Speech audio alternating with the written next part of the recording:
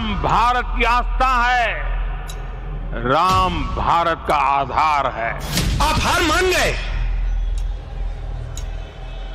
और 24 घंटा जय श्री राम, जय श्री राम, जय श्री राम।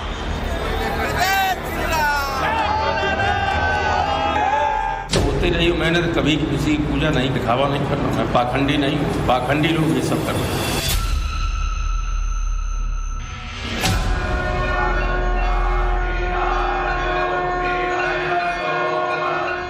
मेरा नाम शिव कुमार, अबे बराबर है, राम का मुकाबला कर सकता है। भगवान श्री राम के खिलाफ लड़ाई का चुनाव बना दिया है। मैं इनसे पूछना चाहता हूं, भगवान राम को हराकर जरा बताइए किसको जिताना चाहते हैं?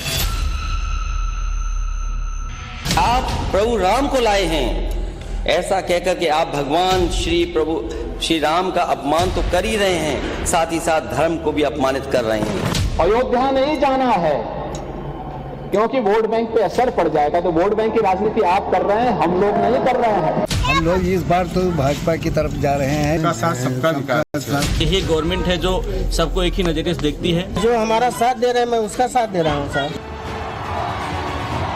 24 के चुनावी घमासान का तीसरा चरण शुरू होने से पहले पीएम मोदी अयोध्या में है।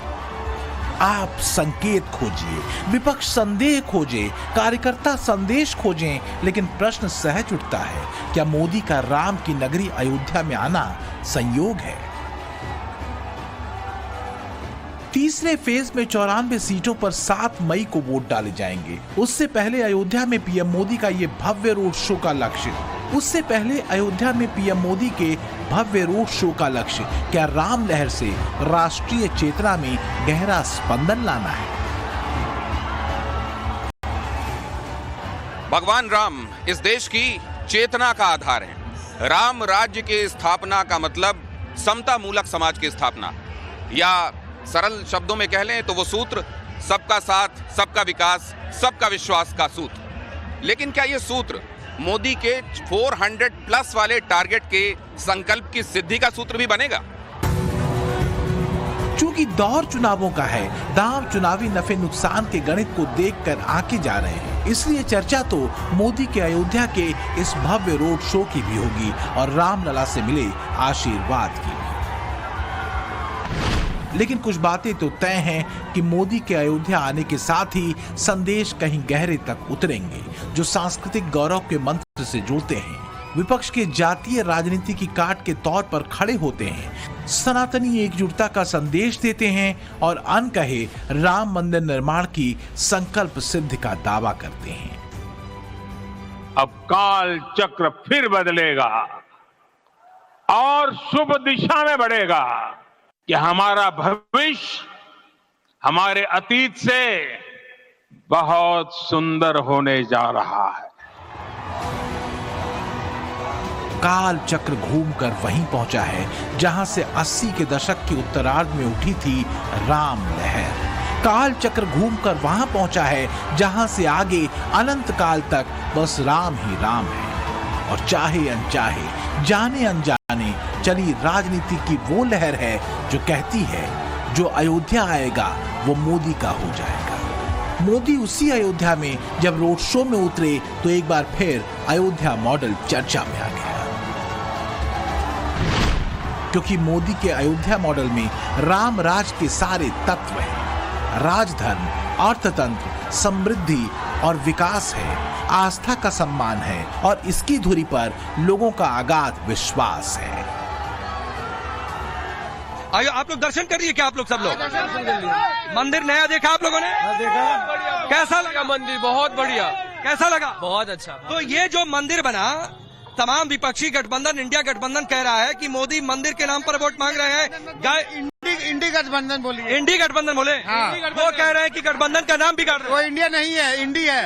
वोट ना मांगे तो क्या मांगेगा? उसने बना के दिया है आपको, साक्षात प्रमाण है आपके पास। बाकी दुनिया ने क्या करके दिया? अपनी सरकार, पिछली सरकारों ने क्या लाया? ये वोट मांगने की अपने आप वोट मिलेगा। सबसे खास बात यह है कि बड़े पैमाने पर इस राम लहर से युवा जुड़ा है, क्योंकि बात सिर्फ श्रद्धा और धर्म तक सीमित नहीं है। बल्कि पीएम मोदी ने इस धुरी पर पूरे अयोध्या मॉडल को खड़ा किया है। बात सिर्फ आस्था की नहीं बल्कि आस्था से जुड़ी अयोध्या की अर्थव्यवस्था और विकास की भी है। राम मंदिर आंदोलन से लेकर रामलला की प्राण प्रतिष्ठा तक अयोध्या ने जबरदस्त ट्रांसफॉर्मेशन को देखा है और ये बात देश भर के सनातनियों को भावनात्मक रूप से कनेक्ट भी करती है। 22 जनवरी को भव्य राम मंदिर में प्राण प्रतिष्ठा के बाद सनातनियों की यही एकजुटता चुनावी मैदान में मोदी के इर्द गिर्द एक अभेद्य दीवार के तौर पर देखी जा रही है। माना यह जा रहा है कि अयोध्या से उठी इसी राम लहर ने तुष्टीकरण पॉलिटिक्स के आरोपों में घिरे विपक्षी गठबंधन की बेचैनी बढ़ा दी है। में आप 2-3%, 4%, 5% जनरल कास्ट के गरीब लोगों को जोड़ दो, इनका इस देश में कुछ नहीं बचा। इनको बस या थाली बजानी है या मोबाइल फोन दिखाना है, घंटा बजाना है, ताली बजानी है और भूखा मरना है। आप सो गए हो, आपने बात मान ली, आप हार मान गए और 24 घंटा जय श्री राम, जय श्री राम, जय श्री राम, वो सब ठीक है, मगर आपके जेब से रोज पैसा छीना जा रहा है, निकाला जा रहा है, आप भूखे मर रहे हो। तो क्या राम लहर से उठी बेचैनी, बेबसी और लाचारी ऐसे बयानों के पीछे की बड़ी वजह है? हालांकि राहुल गांधी ऐसी किसी राम लहर के होने को खारिज करते रहे हैं, वो तो राम मंदिर में रामलला की प्राण प्रतिष्ठा तक को बीजेपी का पॉलिटिकल प्रोग्राम बताते रहे। राहुल जी, कल अयोध्या में भव्य प्राण प्रतिष्ठा हुई, ये जो राम लहर है,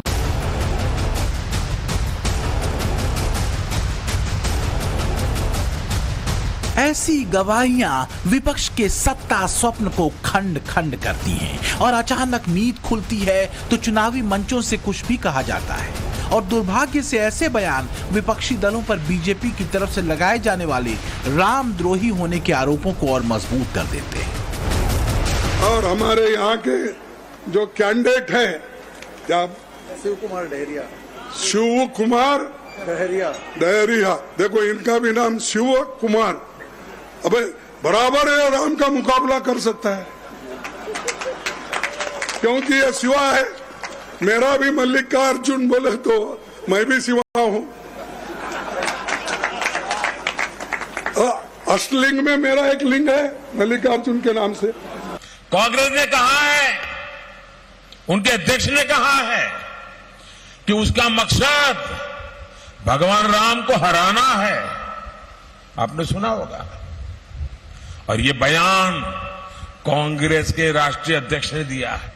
कांग्रेस के लिए ये चुनाव भगवान श्री राम के खिलाफ लड़ाई का चुनाव बना दिया है।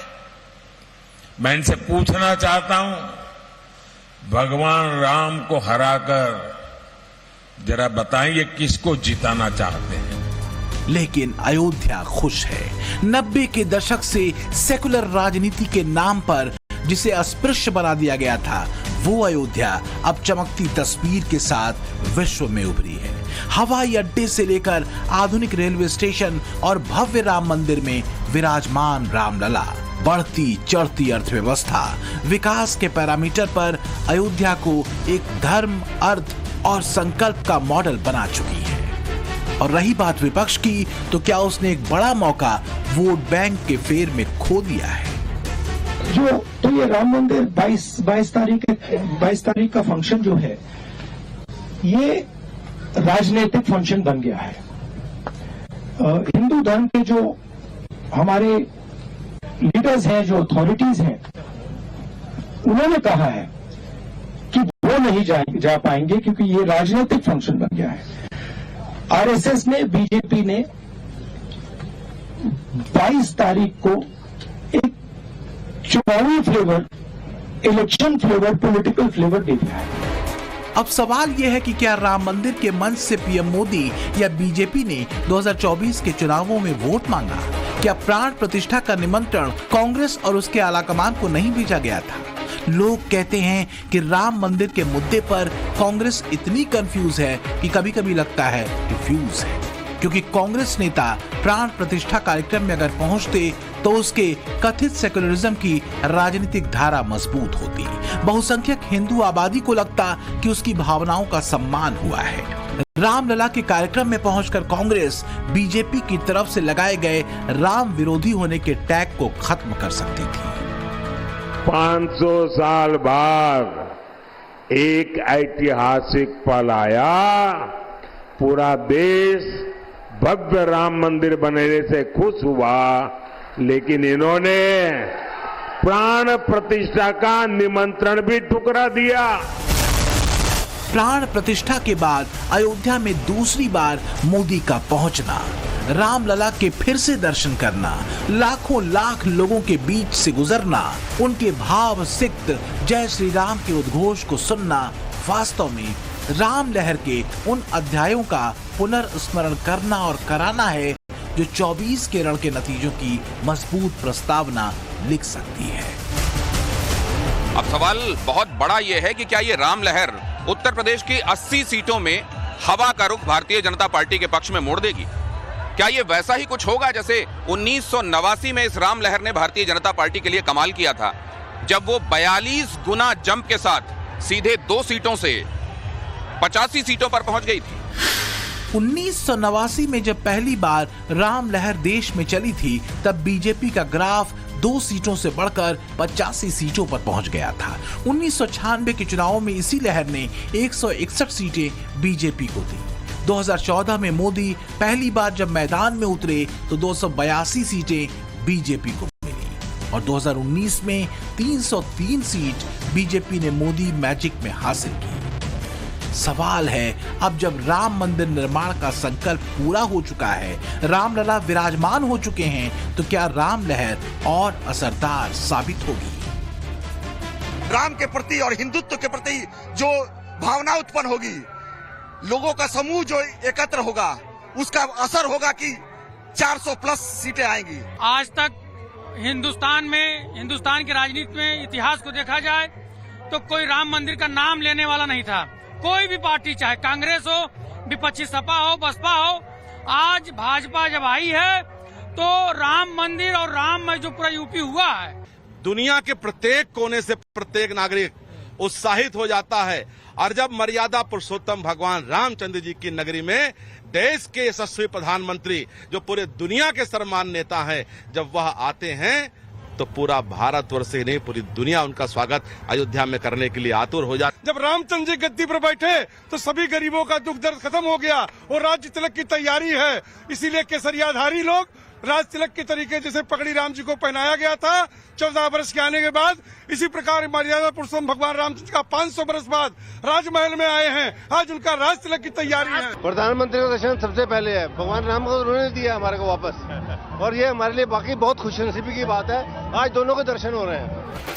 बात सिर्फ अयोध्या की नहीं है, बल्कि मोदी के अयोध्या अध्याय के रिवीजन का मतलब है अयोध्या और अवध के आसपास के कई चुनावी अखाड़े में राम लहर को तेज कर देना, जिसमें बाराबंकी, कैसरगंज, गोंडा और अमेठी शामिल है, जहां 20 मई को मतदान होगा। जबकि इस दौर का असर अंबेडकर नगर, सुल्तानपुर, बस्ती सीट पर भी पड़ेगा, जहां 25 मई को मतदान होना है। बीजेपी की कोशिश यह है कि 24 के रण में जनता विपक्ष का मूल्यांकन प्रभु राम और राम मंदिर को लेकर दिए गए उनके बयानों के आधार पर भी करे। किसने राम मंदिर जाने से परहेज करके वोट बैंक को नापा और किसने ऐसा करना पाखंड कहा? आज जब पूरा देश राममय है तो समाजवादी पार्टी वाले जो राम की भक्ति करते हैं, समाजवादी पार्टी के लोग वोट बैंक की खातिर पब्लिकली कहते हैं कि ये सब तो पाखंडी है। क्या आप सब पाखंडी है क्या? क्या राम भक्त पाखंडी है क्या? क्या राम की पूजा करने वाले पाखंडी है क्या? और जब अयोध्या, राम मंदिर और रामलला का अध्याय मोदी खोलेंगे तो कांग्रेस की मोहब्बत की दुकान के पर्दे के पीछे के उस सच की चर्चा हो जाएगी जिसका उद्घाटन हाल में कांग्रेस छोड़ने वाले नेता कर चुके हैं। और अभी कांग्रेस छोड़ चुकी छत्तीसगढ़ कांग्रेस की सीनियर लीडर राधिका खेड़ा कर रही हैं। और मैं वहाँ दर्शन करने से अपने आप को रोक नहीं पाई, लेकिन वहाँ जाने का विरोध इस कदर मुझे सहना पड़ेगा, मैंने अपने जीवन में कभी नहीं सोचा था। मेरे साथ छत्तीसगढ़ प्रदेश कांग्रेस कार्यालय में अभद्रता हुई, मुझे वहाँ पे धक्का मुक्की करी गई, कमरे में बंद कर दिया गया, लेकिन मेरे साथ न्याय नहीं हुआ। मैं चीख चीख कर गुहार करती रही, छोटे से लेकर सबसे बड़े शीर्ष नेतृत्व तक गुहार करती रही, लेकिन मुझे न्याय नहीं मिला। और सिर्फ इसलिए नहीं मिला क्योंकि मैं राम मंदिर होकर आई, मैं राम लल्ला के दर्शन कर कर आई और मैं अपने आप को इस बात से रोक नहीं पाई। मोदी के राम धर्म की सीमाओं से आगे के हैं। राम मंदिर के निर्माण ने 24 की जमीन पर अगर किसी को सबसे ज्यादा अधीर किया है तो वो है तुष्टिकरण के आरोपों में घिरने वाली कांग्रेस और MY समीकरण को साध कर कभी सत्ता सिद्ध करने वाली समाजवादी पार्टी। अब सवाल यह है कि मोदी का अयोध्या अध्याय का पुनर्स्मरण क्या विपक्ष को धर्म संकट में डाल देगा? देशवासियों ने 10 साल हर पल मोदी को कसौटी से कसा है, तराजू से तोला है। मोदी की वाणी, मोदी का समर्पण 10 साल की कठोर कसौटी से निकल करके आज जब मोदी आया है तो आपका जाना हुआ मोदी है, आपका परखा हुआ मोदी है और आपके लिए जिंदगी खपाने वाला मोदी है। Bureau report, times now, Navbharat.